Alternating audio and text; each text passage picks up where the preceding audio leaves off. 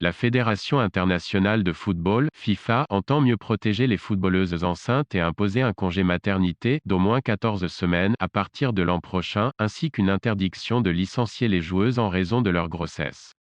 Nous voulons voir plus de femmes jouer au football, et dans le même temps avoir une famille, a expliqué à plusieurs journalistes Sarai Barman, responsable du football féminin au sein de l'instance mondiale. Après une réunion de sa commission des acteurs du football, la FIFA a donc annoncé jeudi qu'elle proposerait lors de son conseil de décembre une série de mesures immédiatement applicables à ses 211 fédérations membres, qui offrent pour l'heure un cadre très inégal selon les législations et pratiques locales. Les clubs engagés au niveau international, donc placés sous la juridiction de la FIFA, devront d'abord proposer un congé maternité d'au moins 14 semaines, rémunéré au minimum les 2/3 du salaire contractuel de la joueuse. Il leur sera interdit de soumettre la validité des contrats au fait que la joueuse soit enceinte ou le devienne. En cas de licenciement pour ce motif, le club sera sanctionné non seulement financièrement mais aussi sportivement. Enfin, après le congé maternité, les clubs devront réintégrer les joueuses et leur fournir un soutien médical et physique approprié. Sport d'impact, le football oblige les joueuses à délaisser tôt dans leur grossesse l'entraînement classique, même quand elles poursuivent une préparation physique, et plusieurs d'entre elles ont décrit la difficulté de revenir au haut niveau après l'accouchement. Les footballeuses professionnelles qui poursuivent leur carrière une fois devenues mères demeurent très rares, à l'exception de championnes américaines comme Amy Rodriguez, Sydney Leroux ou la buteuse star Alex Morgan, qui vise les Jeux de Tokyo après avoir accouché d'une petite fille en mai dernier.